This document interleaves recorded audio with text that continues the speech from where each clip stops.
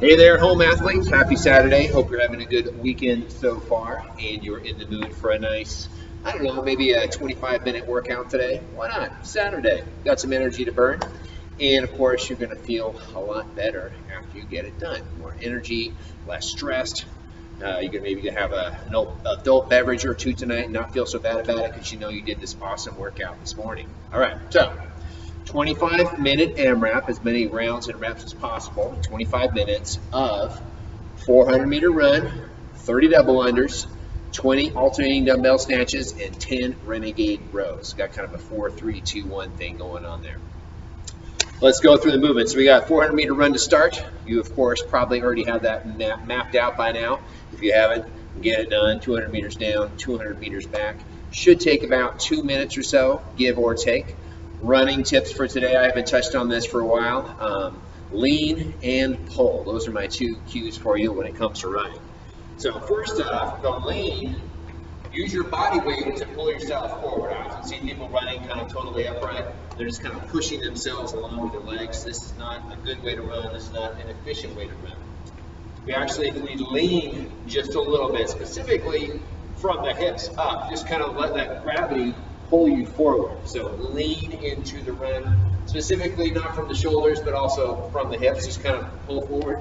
You can try this just like I'm doing. Just kind of stand here, lean forward, and then as soon as you feel yourself starting to fall, the foot comes out. That's what running is. It's basically a controlled fall. This is a very efficient way to run. You're using gravity to your advantage. The other part of that is lean and pull. Now, when we run, ideally, we are not swinging those feet out in front.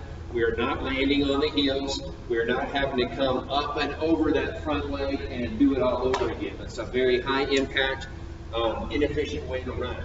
Instead, as we're leaning, of course, we're always focusing on pulling that heel up underneath your butt, basically pulling your heel up to the hip. This is often referred to as a figure four method, right, or pose method.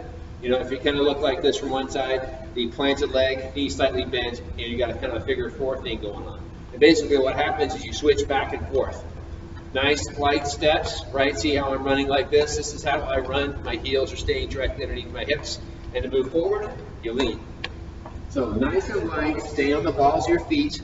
Think about those feet kind of like a basketball, right? When you're dribbling a basketball, it hits the ground and it comes right back up again. Let's try to stay nice and light on those feet, keep them directly underneath your body, and use that lean to pull you forward. All right, so next station, 30 double unders. If you got a jump rope, you've got your double unders, great, get them done. Should take 30 seconds or less. If you can't do double unders yet, go ahead and do 45 singles today. Same thing, 30 seconds or less. If you can kind of sort of do double unders, I would say practice, practice, practice. Great time to practice is in a workout. Stick to the 30-second time frame round. See how many double unders you can get done, and or do a mix of doubles and singles. If you can't jump rope, don't have a jump rope, either do 30 line hops, right? Kind of going laterally across that line, or use a dumbbell and go 15 across and back. Either way, you're jumping. Then we have 20 alternating dumbbell snatches. You need one dumbbell for this movement. Remember, this is a full body, kind of explosive movement. It starts with the legs and hips, right? We drive those feet down, we extend those legs, pushing down into the floor. We extend those hips hard, squeeze your butt, pull that elbow up nice and high to keep that weight nice and close to the body, and then finish with that punch up towards the ceiling. The dumbbell snatch. You're going to switch hands every single rep, right? 1, 2, total of 20, 10 per set. So from the floor, boom, straight up nice and quick, using those legs and hips to start the movement, finishing with a full knockout overhead. Then we got Renegade Rows. Let me show you. For this, you will need 2 dumbbells. Hopefully your dumbbells aren't too heavy. You're about to find out why. Each Renegade Row consists of 3 things. It consists of a push-up, a row on the right, and a row on the left. All done in a plank position, right? Push-up, row, row. That's 1 rep. You're doing 10 per round. Let me show you. Set yourself up so your arm is vertical, your wrist is directly below the shoulder. Usually we do push-ups, you have the feet a little bit closer. For Renegade Rows, you want to make sure there's some space between your feet. Feet should be about shoulder width apart. This is so you have balance when you're doing those rows.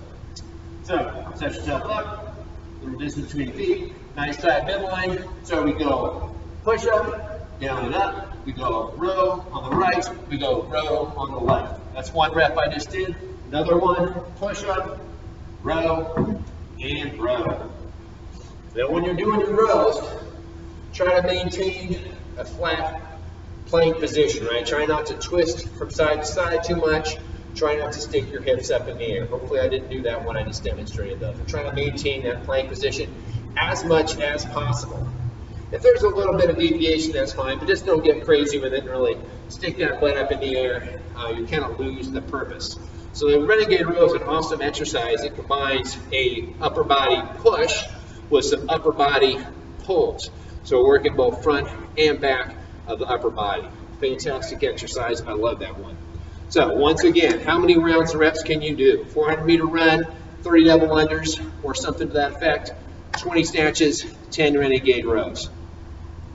Try to keep those runs paced in such a way that you can come back and immediately get on that jump rope, right? Try to keep things moving, right? Whenever it was longer pieces like this, 25 minutes, the goal is to try to just keep working for as much of that 25 minutes as possible. If you're kind of sprinting, going really fast, and then having to stop all the time and catch your breath, maybe dial it back a little bit. A constant sort of strong pace is better than like a sprint, rest. This is an endurance piece, right? This is 25 minutes long as opposed to some of our interval work that we do. So try to keep moving, have a good workout, get it done. I'll talk to you on Monday. Peace out.